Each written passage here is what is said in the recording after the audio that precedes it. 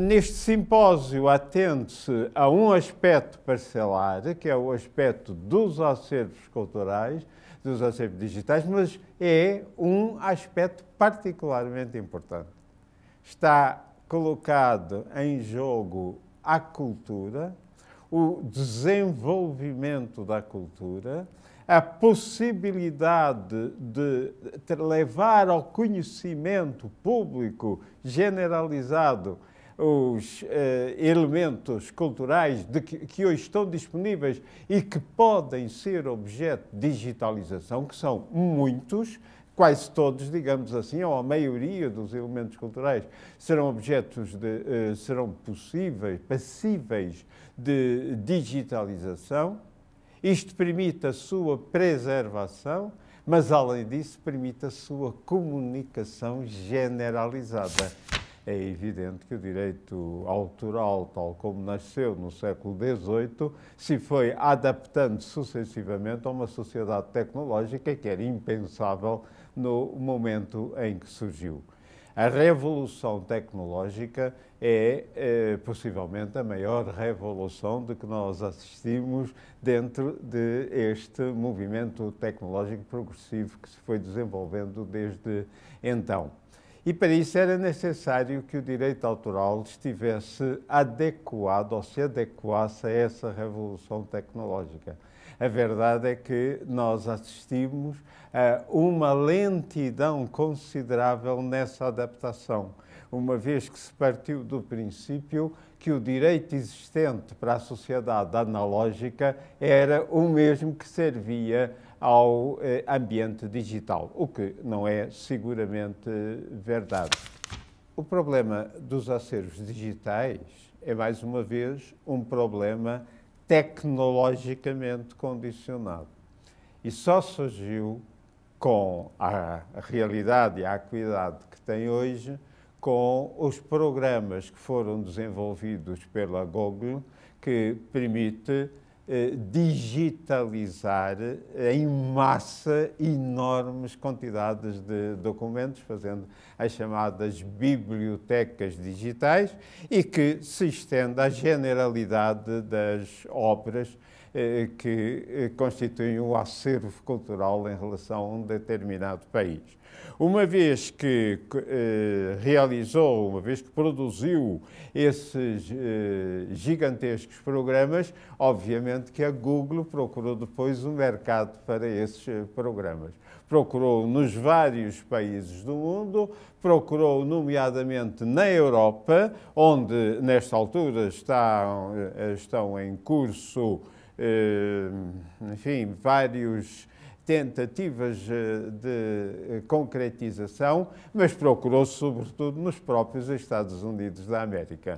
E nos Estados Unidos da América, a Google apresentou dois tipos de programas. Numa forma, fazia a digitalização para depois, para posterior disponibilização ao público, fazia a digitalização com a autorização dos autores e noutros sem autorização dos autores. E foi neste programa, sem autorização dos autores, que surgiram, obviamente, as oposições dos titulares de direitos e esses titulares de direitos puseram várias ações em juízo.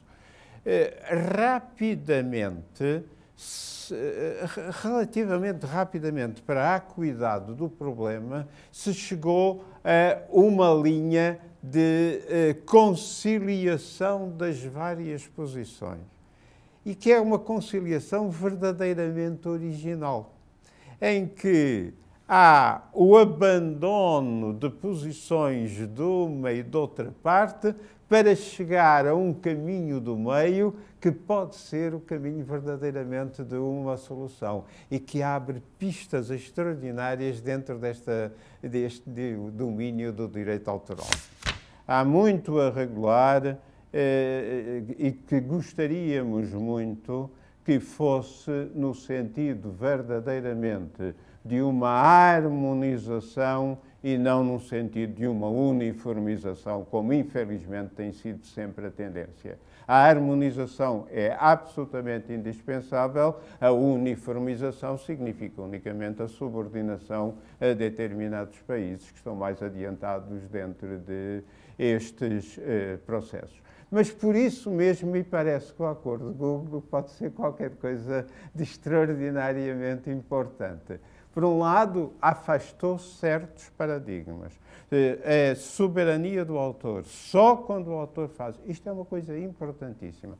Por outro lado, é a antecâmara de uma outra sociedade de conhecimento que não é esta que nós assistimos atualmente, em que o conhecimento está universalmente disponível, em que em vez de nós acumularmos em nossas residências ou em nossos escritórios montes e montes de papel, nós habituamos-nos com toda a naturalidade a ir procurar o lugar na internet em que esses elementos se encontram. Dentro desta preocupação, o que é que representaria para os vários países não representa necessariamente que todos tenham de ficar englobados numa única forma.